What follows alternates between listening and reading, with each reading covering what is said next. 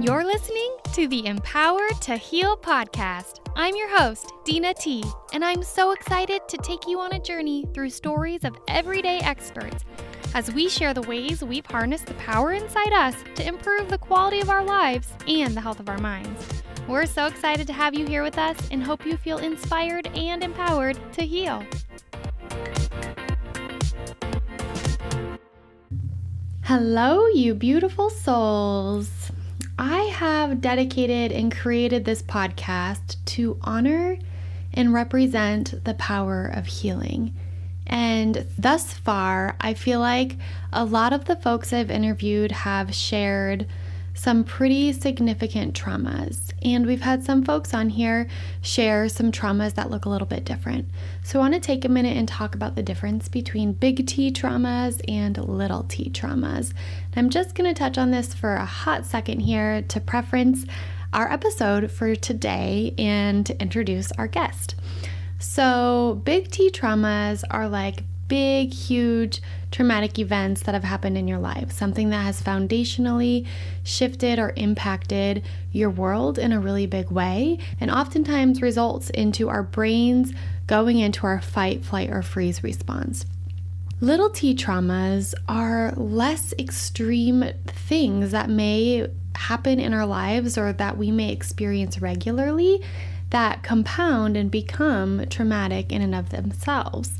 So, for instance, somebody going through life talking negatively to themselves and discrediting their feelings and emotions can create little t traumas. That is traumatic for ourselves.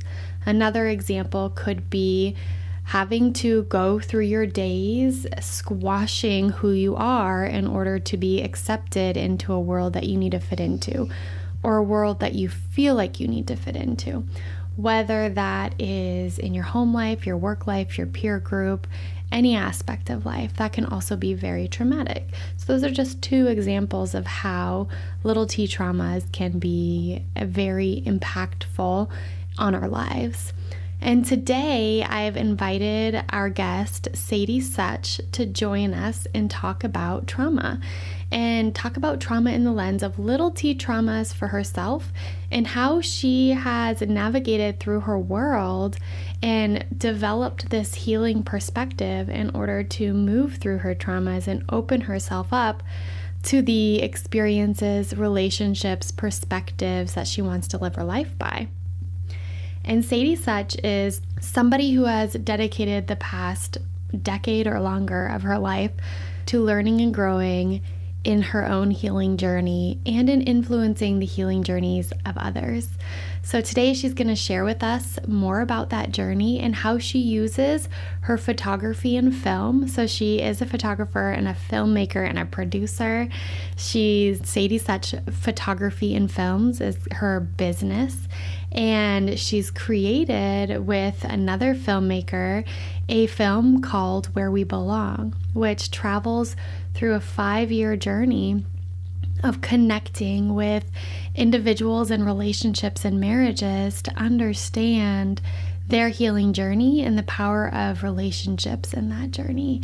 And I won't spoil the documentary for you. I will link in the show notes how you can access it and watch it for yourself. But it's absolutely foundationally eye-opening, and it helps you realize that we're not alone in how we feel, and it erases a lot of the stigma that we may feel in relationships. So I'm really excited to welcome Sadie in today, and she's going to share more about her personal journey and all that she's used in her photography, her film, her outreach throughout traveling the world and exposing herself to different cultures, and her work to love herself, how all of those things have compounded into a path for her on her own healing journey. So without further ado, here is Sadie Such. Hi there, Sadie. Thank you so much for joining us today on the Empowered to Heal podcast. Thank you for having me. I'm so excited. I feel honored to have you on here.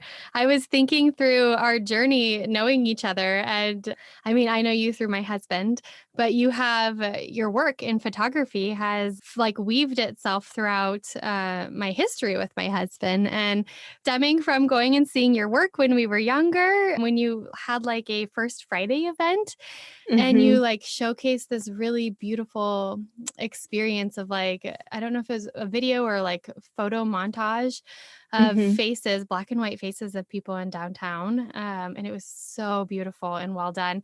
And then you were our wedding photographer. And so you like marked that momentous day in Yes, our that was lives. awesome.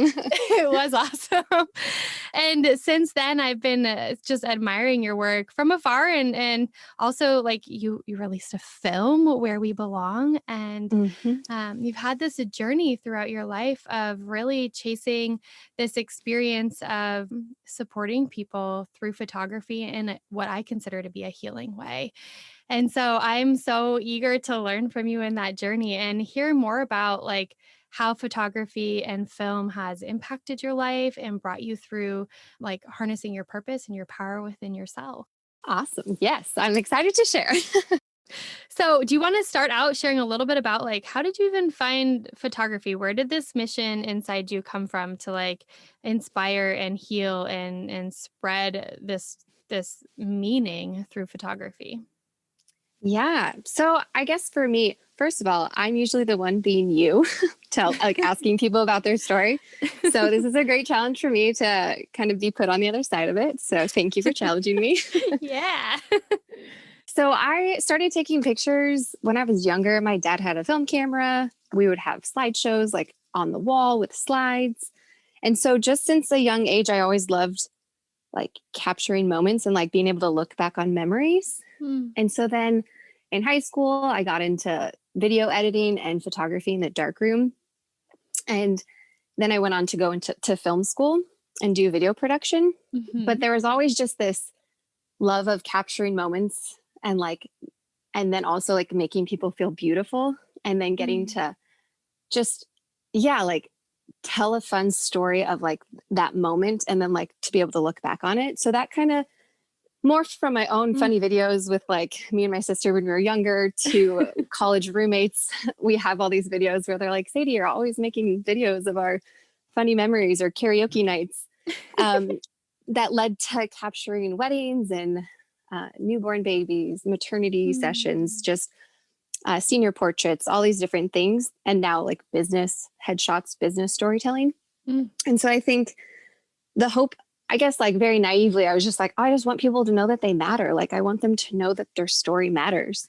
And so that kind of, I guess that's a little bit of how it started. Yeah, and you say naive, and I don't think that's naive at all. I think that's so wise. Like to know and see the value of film and photography to bring a sense of meaning to somebody's life, of worthiness and mattering. Like that's deep for a huge person, like a big grown up, as well as like a little mind to Yeah, arrive at that place. that's true. I guess I should say, with just like thinking back to myself of like what little I knew of the world, Yeah. just even like I could look back at myself there. I'm like, good job, young Sadie. Like, I'm glad that you had that vision, even though you didn't really understand so much of the world. Yeah. And well, something that I've always admired about you is you followed this passion and this dream so young. And when I say young, like typically I feel like, and I don't even know if I should classify it as typically, but I notice, and I myself have done this, where I've Yeah. gone throughout life and development and kind of like this manner of like, first this, then that type of Hmm. mentality. And you always chased your dream and wove it into every ounce of who you are. And I remember when I found out that you were doing like a discipleship training school through YWAM, and Hmm. I was like in the pit of my stomach. I was like, "Oh my god, I'm so jealous." Like that was a dream of mine for such a long time and a piece of my life that I hold. People say don't have regrets, but I do. I have regrets around not Hmm. not pursuing that at a time in my life where it was like a transitional phase. And Hmm. when I saw that you were doing that and how you were bringing, like, you brought film into that, you brought photography into that in this healing way that was just astounding. And I followed your blog at the time Yeah. and it was so just blown away by like you exposed yourself to an outer world outside of like us growing up. I mean, you and I grew up in a very similar area of Arizona, Hmm. and it was a protected and safe area and a predictable area with supportive family and friends around. And Hmm. what you do experience and capture in that, and this kind of goes to what you said about like for what you knew with the world at that point in time, like it was very protected for the lifestyle that we grew up in, right? And the Yeah. community Hmm. and the area of Arizona that we grew up Yeah. in a very like blessed way. And then you like embarked on this journey through this DTS school. I was like, oh my gosh, she's doing it. Like, I want to live vicariously through her right now. But I don't know if I've ever told you this, but like your stories and what you shared on that journey while you were doing that, like literally for me, it had healing and meaning to it. And your photos weren't even captured for like your photos were captured about the people you were with, but they inspired so Hmm. much in my journey through that time. And so Oh, I that's so awesome to hear. I know I like it still. I have this part inside me that's just maybe when I'm older, I'm gonna go do that. I'm gonna go and do a discipleship training school when my son's older or something, and Yeah. travel and inspire healing in that way. Yeah, totally. And you're inspiring healing now with your journey of what you're doing with this podcast too. So Oh, I know that's it's like the point, that's but awesome. I love that you captured stuff outside of your bubble. Will you share more of Hmm. like that experience? Yeah, totally. So I finished up film school. And then after that, I just kind of had this desire to go do some more traveling and like experience more of the world. And I had always loved different cultures. Like I became friends with the foreign exchange students in Mhm. high school. And so I was like, I just want to go. And so, yeah, I did a DTS. So I went to Kona, Hawaii, and there was people from all over the world that came there and we were doing the training. And so I feel like my heart was alive of like, oh, tell me your story. I want to hear about your life. But from that, then the first trip I went on was through Mexico and Central America.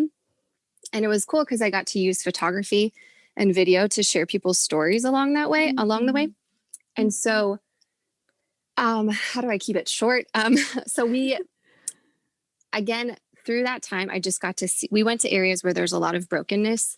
Um, and people didn't have a lot of the stuff. So again, it's very like humbling and makes you realize like, wow, I have so much more than I even Mhm. realized. Mm. Um, and again, through that, just wanting to connect with people and be like, hey, I see you. Like you're beautiful. You're made in God's image. Like you have so much value, even though you live in a dump in Guatemala where it smells disgusting and like people don't even have houses, Yeah. or going into the brothels in Guatemala. And I don't know if you want me to share that Yeah. story. Yeah, go for Um, it. so went into the brothels area and just to talk with the women, and like let them know that they're seen and loved. And one woman, she was 26 and had 3 kids. And just like I was reading my blog. This was like 10 years ago.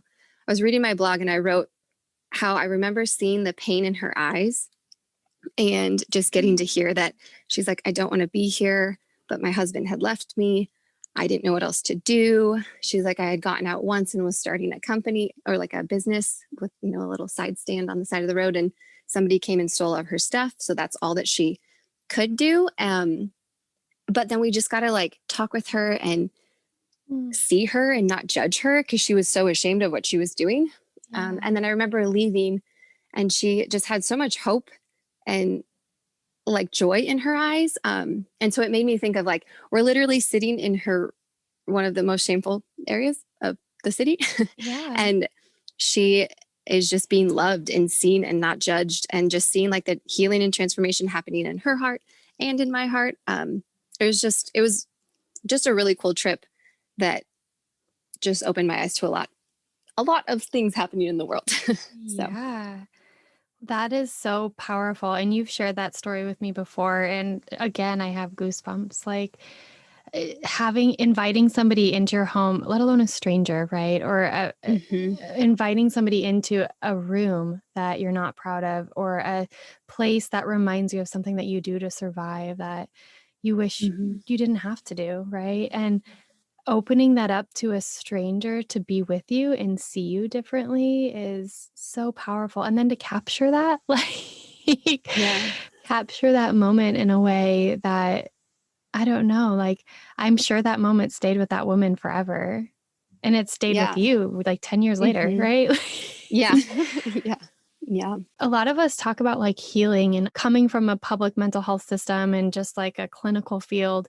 Healing oftentimes gets coupled into like, do you talk to a therapist? And are you on medications? And like, what self care are you doing? And it goes into this very, in my brain, siloed realm. And the fact that healing in your line of work and in your life is through photography and film Hmm. is just beyond, it's just beyond me. Like when I come from a public mental health system where you think of all of the money and the dollars attached to that and the investment and the belief and the power of that, and then you see how you're creating ripples that are lasting and not related in any degree to having to have a diagnosis or share problems, but just embrace and see somebody and capture seeing Hmm. them, that is also healing. I think that's profound for our listeners to hold on to and think of too. Healing looks like so Hmm. many different things. And you created this film. It was a documentary and it was like a huge piece Hmm. of your life. And I hope you share more about that journey. But it was called Where We Belong. And at the movie screening, or film screening, I'm probably using the wrong words. there That's great. Yeah. there were there were so many beautiful quotes and discoveries throughout the timeline of your film that talked through like seeing each other differently, holding each other differently, normalizing the struggles that may be experienced in Hmm. relationships and in life, and embracing somebody through that. And I think of the journey of arriving there and how much healing happens in that. Like that is so natural and it's so real and it's Hmm. so like transferable to the lives of everyone around us. And you yourself have been on this kind of search for healing and this journey of healing in the Hmm. world for so long. How is that inspired? Like, how did you come to this decision of like, this is, I know you wanted to see people, but this is your place to spread healing and assurance and worth. Hmm. Yeah. I mean, the beginning of the film journey was what now? It was like 6 years ago. We finished it a little over a year ago. So it was like a 5-year journey.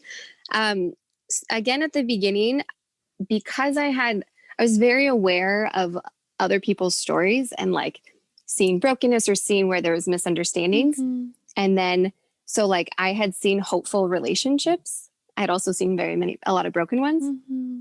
But I remember being like, oh, I would love to share stories where people could see that there was actually hope for marriage or hope for relationships. Just a lot of my friends had broken families and their parents weren't together and they never wanted to get married. So I was like, let's tell people stories to bring hope. And Yeah. then, so that started. And then as I was listening to people's stories and like sitting with people sharing very vulnerable things, I was like, whoa, that's really like, that's normal. I was like, oh, I struggle with that. And like, oh, oh, I struggle with that in my relationships. I thought I was the only one.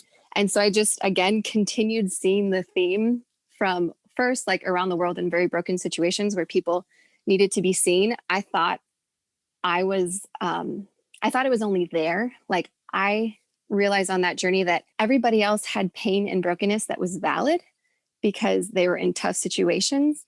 And because I didn't feel like I had a situation that was tough enough, like I couldn't actually acknowledge my hurt and pain because I had seen other people Mm. in a lot worse situations. And so Mm. through hearing people's stories, through stories, I feel like we can heal from hearing other stories. Like it helps fill in the gaps for our own, which is why I love storytelling. Mhm. and and so yeah, through hearing everyone else's story, they were getting to share and come to conclusions. I was getting to connect to my own story. And like it just was so beautiful. And so through that, it dove not just relationships and marriage, it just dove into pain, trauma, shame, recognizing the lies that we all believe and how those things affect our lives. Wow. I'm sitting here like you just dropped this, I think, profound piece of information around like how we decrease the value of our own story because we don't think it measures up to how traumatic or big things are around us. And Mm-hmm. I see that a lot in life, like where you're talking with someone and someone's sharing something big and deep and people want to relate to it, but then it's like leveling up. And like all of Mm-hmm. a sudden you're like, oh, maybe my hurt isn't as important. Maybe my hurt is me being overreacting, or like we start having this dialogue in our head to judge it. And then it's like being how like maybe it's its own like manifestation of imposter syndrome. Like, who am I to have this hurt if you are out there in the world experiencing these big things? And Yeah. I love how you demystified that, like you debunked it, right? Like Mm-hmm. that's not true. That's a lie that we're telling ourselves, that we're Yeah. believing in ourselves, that's holding us back from being able to heal. Totally. Yeah. And that was the unexpected twist of the film journey that I was, yeah, not expecting. That was kind of, and it was like so painful through that process because I was Mm, like, no, I'm fine. I shouldn't feel this way. I shouldn't be, you know, hurting. Like I have no reason to like look at everyone else's pain. And so just coming to what you just said, like we can't compare our pain to other people's pain. I think it mhm, helps us keep perspective to not like wallow in our pain. mhm, But in order to heal, we have to go through the pain. And we all have our own stories and we all have our own pain, whether you think it's very small, like it could be really big to somebody. But the more that we can recognize our own pain, the more we can heal, the more we can empathize with each other.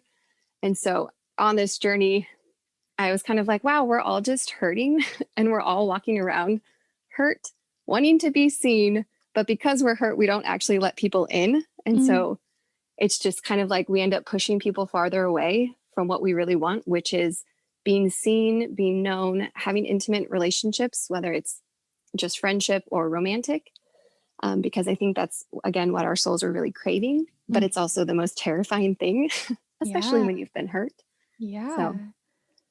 Wow. And so you discovered this while you're sitting here making a film, trying to like it's like you're trying to already showcase something that you haven't even yet discovered. Like that's fascinating.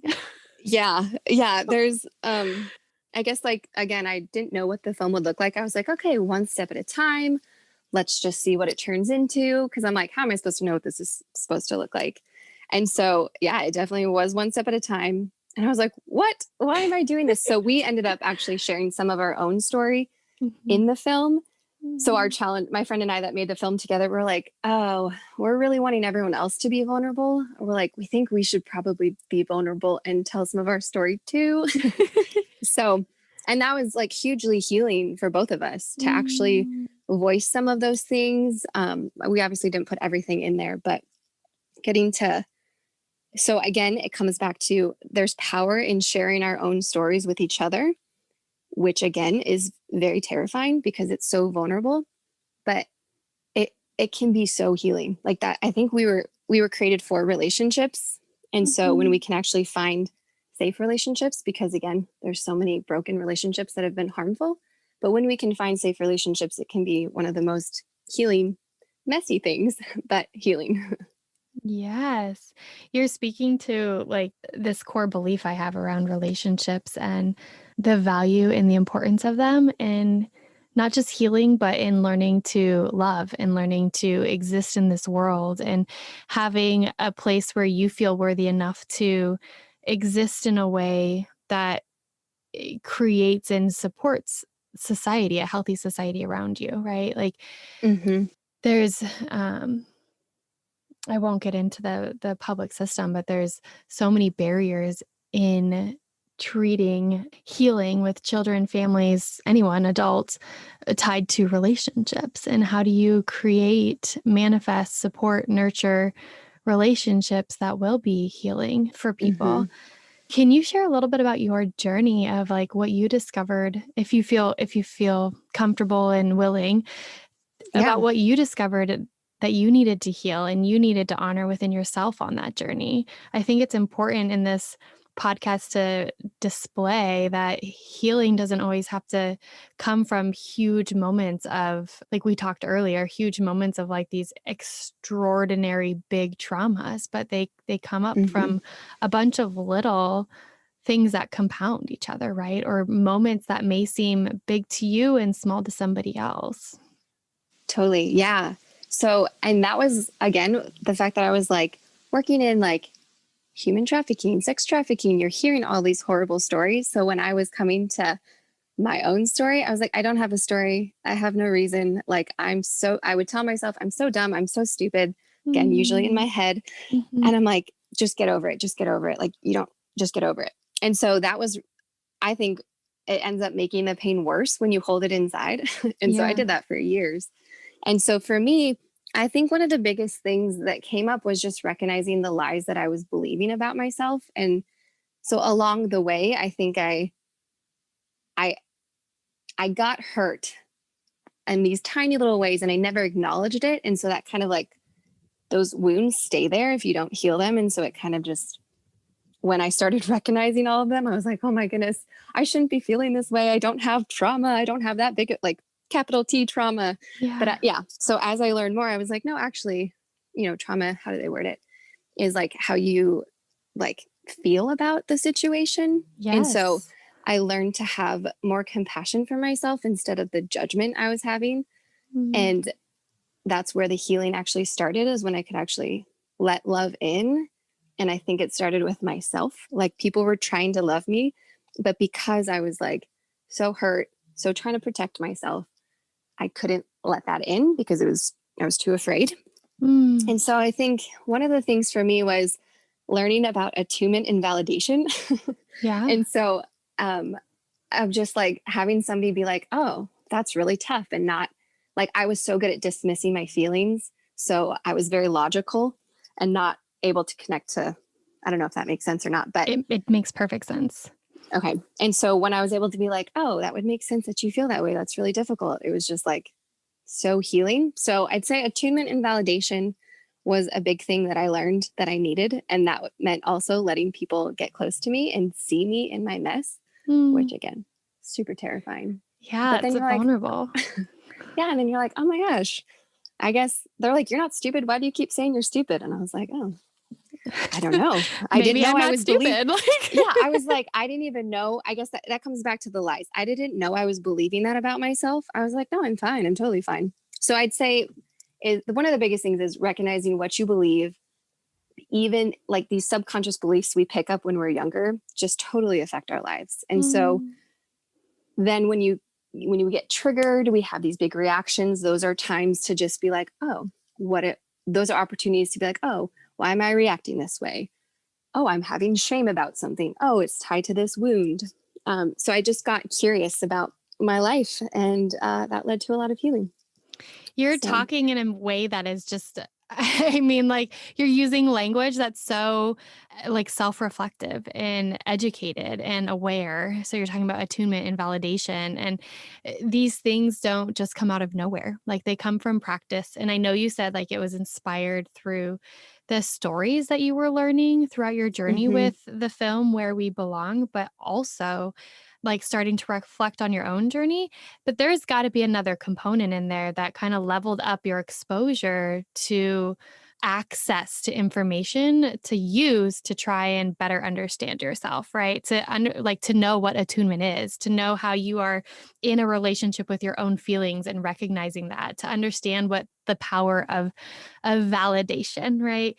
Where did you learn these things? How did you come to this place? Yeah. So, I mean, I read books, I read podcasts. I was like, what's wrong with me? But then I would like listen to a podcast and hear an author and it would just connect to me of like, oh my gosh, that's what I need to hear. And so I would, reach out to him and then we'd film him in our interview for our film. And then I just started to love everything about this. So I ended up taking like a life consulting course and kind of dove into like learning actual, like the word attunement and validation. I'm like, oh, that makes so much sense. I wish I knew this 3 years ago. So I ended up taking a life consulting course. So that's kind of been my journey right now. And tell me a little bit more too. So you practice something that you haven't shared yet, but I know about you. Like you practice yoga, you practice meditation, mindfulness, you move your body, Mhm. you do handstands, like inverting your body has power to it. Like Yeah. there's all of these things that you have implemented into your life. Tell us more about that and the power that it's brought you in kind of connecting to your body and honoring your body and healing within your body. hmm Yeah. So much is like, I think I recognized, okay, so we hold a lot of our emotions in our body. And I was realizing like, wow, if I actually pay attention to myself, I'm like, wow, I'm actually holding my breath, or, oh, I have tension in my body. So the more that you can breathe and actually connect to your body, and even in movement, when you're working out, like I used to just work out to like power through and do enough, but then I'm totally disconnected from my body. Mm-hmm. And so I have some friends that run this thing called Drop Gym. They're all about like mind body connection. So I went to their boot camp and learned a lot about like releasing emotions from your body. But just in short, the importance of breathing, slowing down, being aware of your body, being aware of what you're feeling is just so important. Because Mm. feel like I'll speak for myself. I can get into my head. I can get busy. I can get, stressed out running my business. There's so many things I need to focus on, but then I'm just totally disconnected from myself, from my feelings, from what's actually going on. And then I'm Mm-hmm. living in my head, which is not always the best place to be. Yeah. You dropped a little bit of information that I hope we can dig into a little bit more around drop gym and moving your body to move your emotions through your body. Mm-hmm. And that is could be its own episode. Like Yes. it really could, but could you share and shed a little bit of light because I feel like you've spent time throughout the past more than probably the past 10 years of your life healing in many different modalities. So you're a photographer and you heal through film, you heal through storytelling, but you've also healed through self-reflection and like you said Mm-hmm. attunement, understanding your body and I think we're complex human beings and I think this episode deserves to not just be married to one modality, but like Mm-hmm. this moving your body has been big for you. And so I want to talk about it a little bit more. Yeah, this is one that I'm still learning. You should have my friends from Drop Gym on this podcast.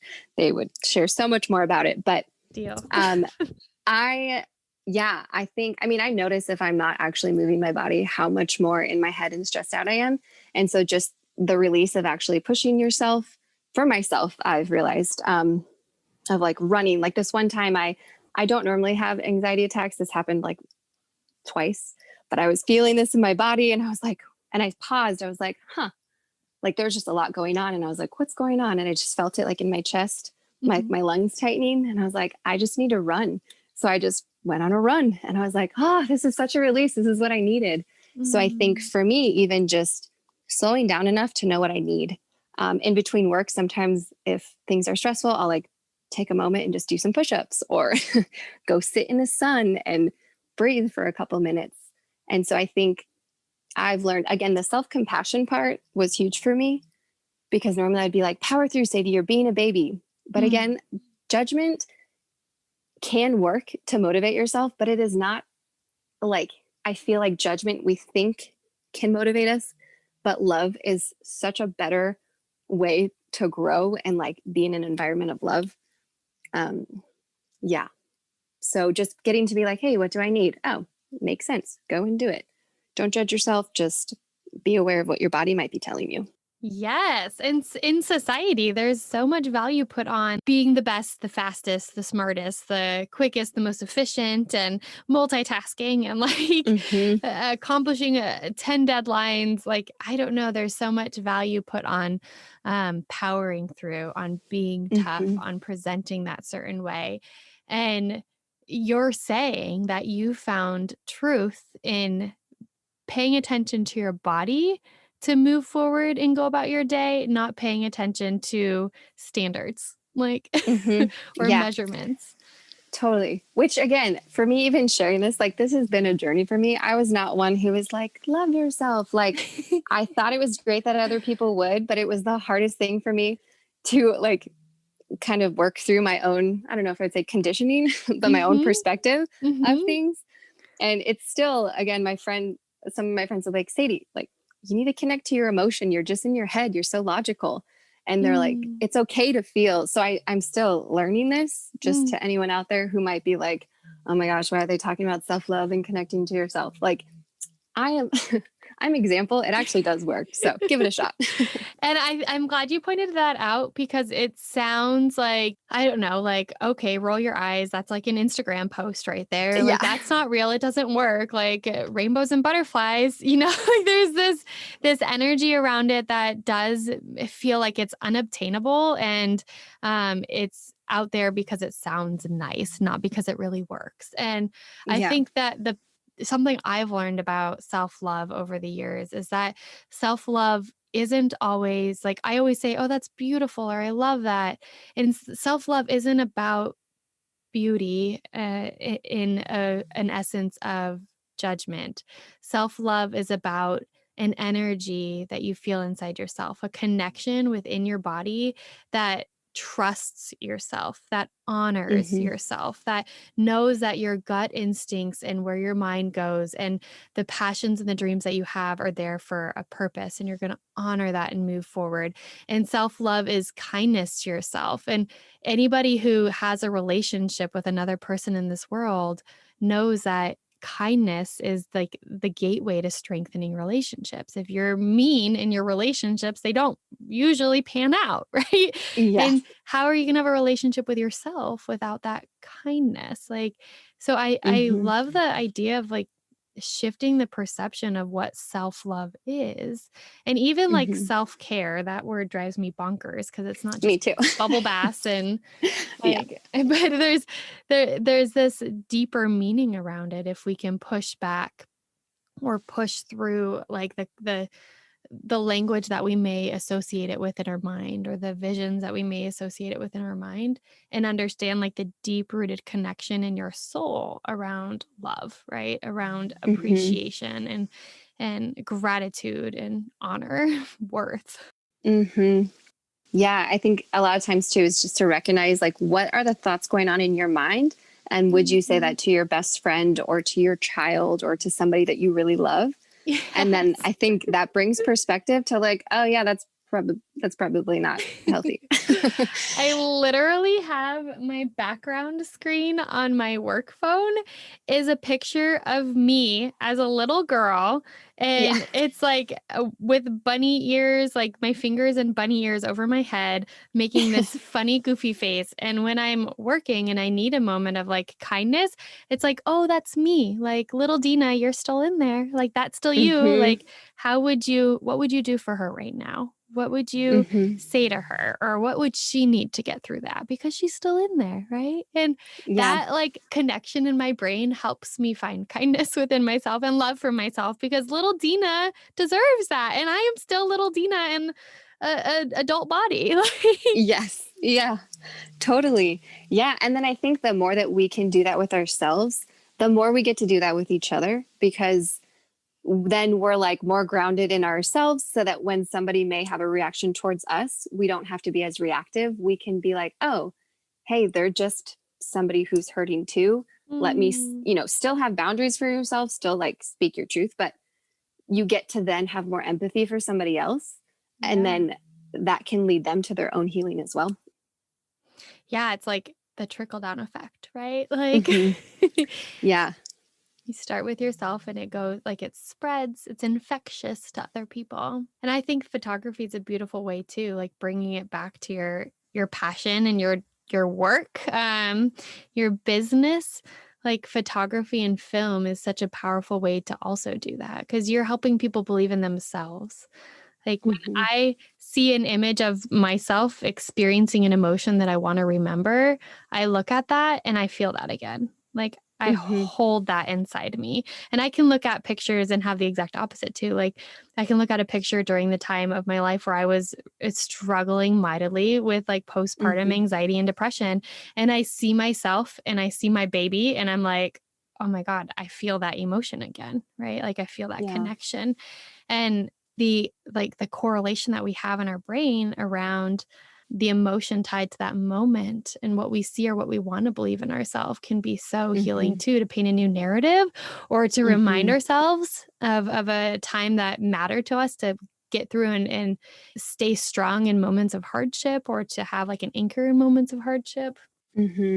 Yeah, no, that's really good. I'm a praying person, but what I usually always pray before my shoots or weddings. I'm like, oh, that they would just like these images would capture that moment of love, and that when people would look back on in years, that they would be reminded of that emotion and like just even grow even more, because there is so much power in photos and videos. And continue to tie into the video aspect is when we get to see other people loving each other well through video or images, it helps paint another picture for us too, that maybe we didn't experience as a kid, of like how to love ourselves or how to grieve or something like that. But when we can actually visually see it, which is why I love video and storytelling, because we get to reach and learn not just in our own little small towns anymore. We get to watch online.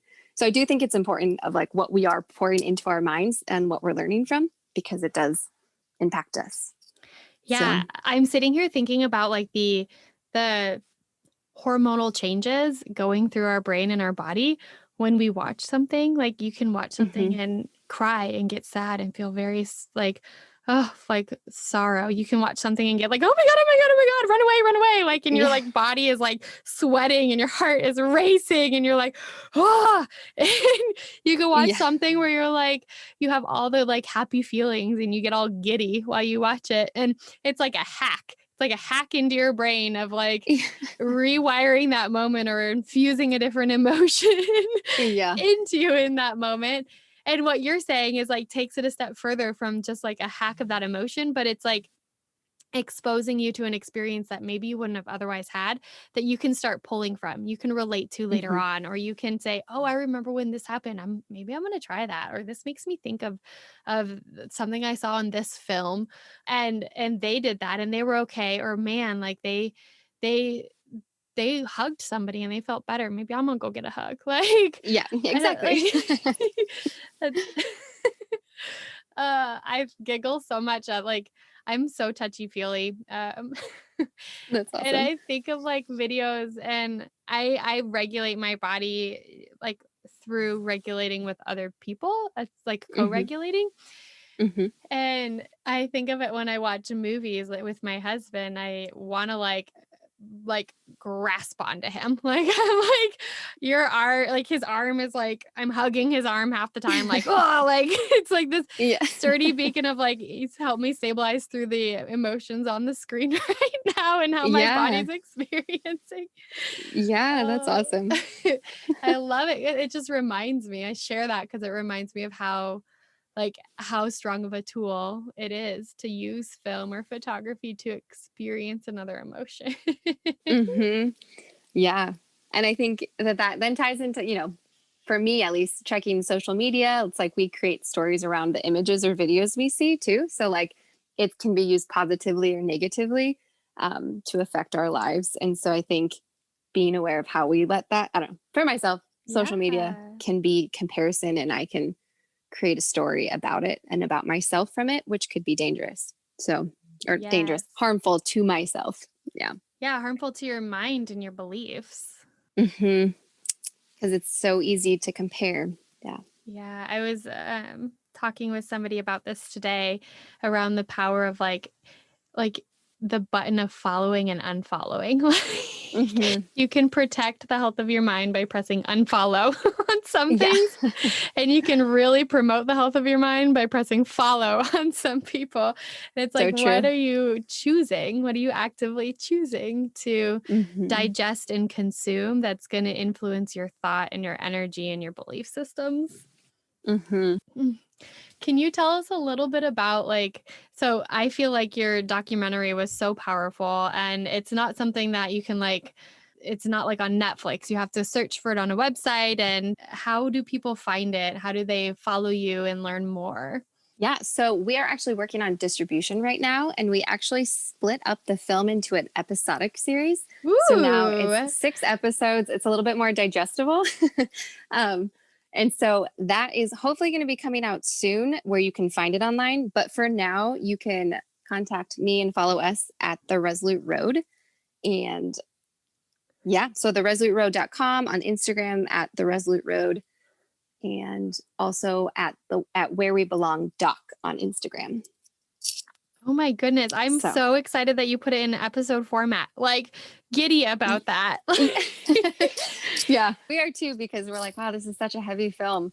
It's so much. And people would like leave watching like, wow, I just have to think for like 5 months. And I'm like, yeah, that took us 5 years. So good luck on that one. I know when I left, we had my son with us while we were at the screening. When I left, I was like, there was quotes I was trying to recite in my brain that I wanted to write down. I was like, I needed a notepad. Like I wanted to remember the inspiration of something they said. But you guys did it in a way where it followed specific people's journeys. And so that's cool that it's broken down into an episode, like each episode. I can't wait to see them. Yeah. So will those be like something you can obtain through like a website at that point in time because they'll be smaller?